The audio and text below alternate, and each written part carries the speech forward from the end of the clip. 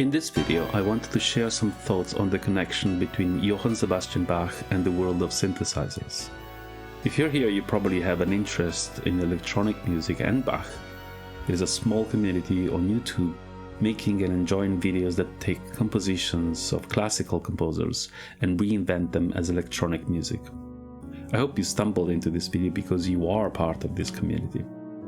Well, it turns out that Bach stands out as the most reinterpreted composer by far. But why is it so?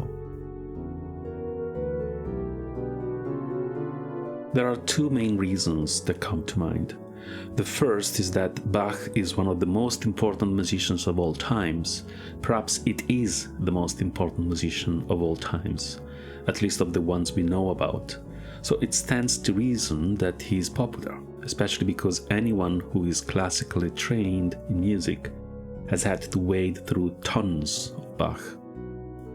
The second has to do with a comparatively little-known artist and pioneer, Wendy Carlos.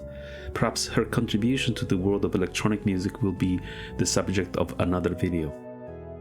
In this context, let's just say that she was the first to marry classical music and synthesizers and create music that managed to jump the barrier between the world of research and academia and commercially successful music. She chose Bach and Monteverdi and Scarlatti, but mostly Bach, so the tradition keeps going. For a time I was satisfied with these two explanations, but now I know there is more. I think there are in fact two additional reasons. The first is practical, and it is because contrapuntal music is particularly suited to be transformed into synthesizer music. This is another subject, again, for another video. The other, I don't even know how to describe it. It has to do with human nature, which is the common element between Bach and ourselves. In short, it has to do with the fact that Bach was a teenager too. And this is what I want to talk about here. I need to tell you about me a little. The first time I can remember I was listening to music, I was 5. The year was 1968. And the song Azzurro was playing on the radio my mother had on top of the fridge. It was sung by Adriano Celentano, it was released that year, and it was on its way to become a huge hit. It was considered innovative at the time, as it was a bit outside of the traditional Italian melodic style, exploring different rhythms, modulations and form, yet it was orchestrated in a very traditional way.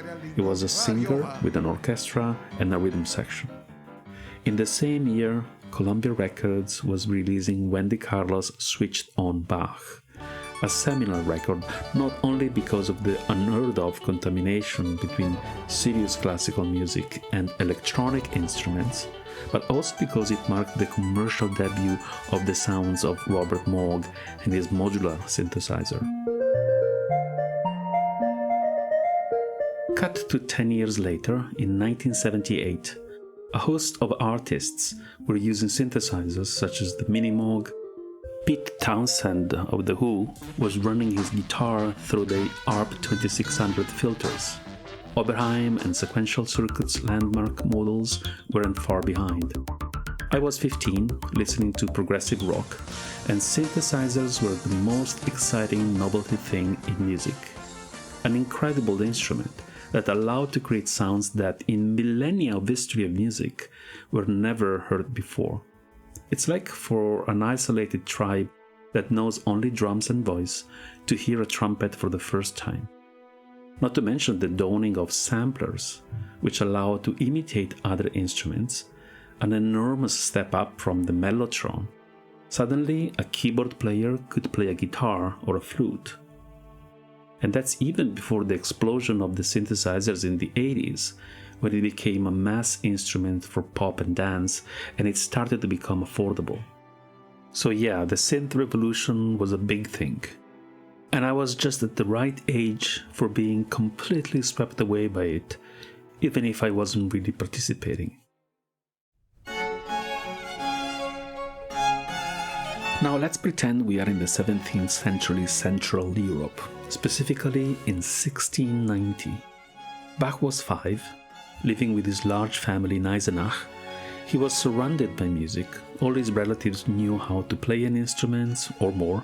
He had many professional musicians in the family, violinists, organists, composers, and his father Ambrosius likely taught him violin and clavichord. Music was a fact of life. It happened everywhere, because unless you knew how to play, or you were with someone who could, there was not going to be any. It was also a major part of city life. It was played at feasts, celebrations and events, religious and not.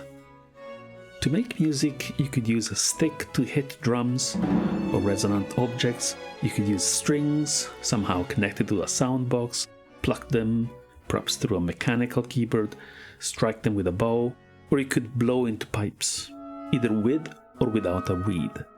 Or you could sing, of course. Those instruments could be loud,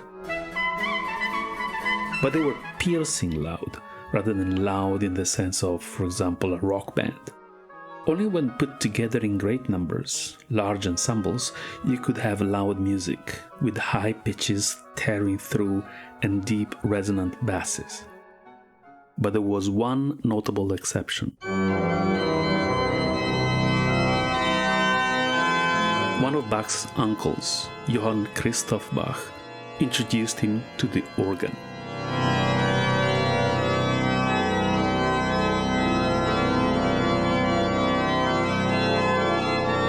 To be fair, he must have been quite familiar with the instrument already, since a large portion of daily life at that time was spent in church, where the organ was played every day. But you could not really see the organ. You could hear it all right, but it was even difficult to know where the organist was. Before the advent of electricity, the organist needed to be very close to the organ itself, and the organ was placed high up, in the best possible position to fire volleys of sound into the main nave of the church.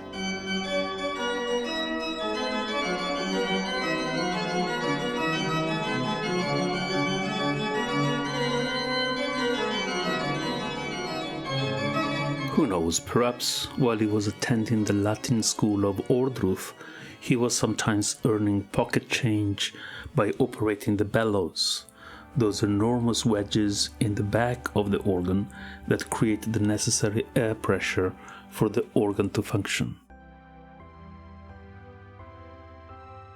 As a child, Bach was surely participating in choir rehearsals and performances. Women could participate in church events after Luther reintroduced singing in the Reformation churches, but the staple for soprano and alto voices were young boys.